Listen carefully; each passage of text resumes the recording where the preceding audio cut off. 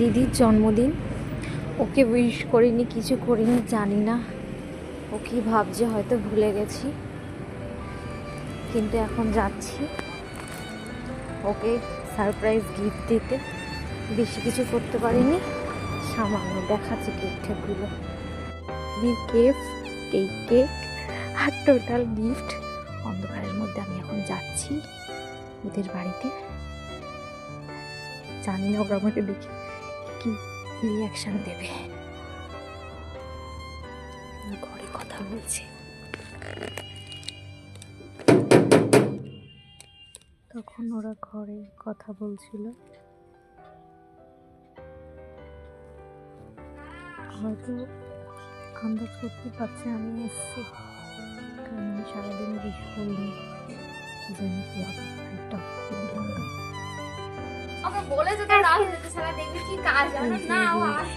ধরে ফেলেছে যে আমি এসেছি, এটাই আমার মুখখানা দেখা একবার না। তাড়াচ্ছিস তুই আমাকে, এনে ধর। আর বেশি পাচ্ছি না ধরে রাখছি। দেখ কি সব এনেছিস রে, কি করেছিস এগুলো? ওর মধ্যে বললাম না কি আছে, চলে আয় ঘরে। দেখ ও দেখ কি সব নিয়ে এসেছে এখানে। আচ্ছা তোর কি খাওয়ার টাইম আসা দরকার ছিল? পরে আয়, 12টা একটা আয়।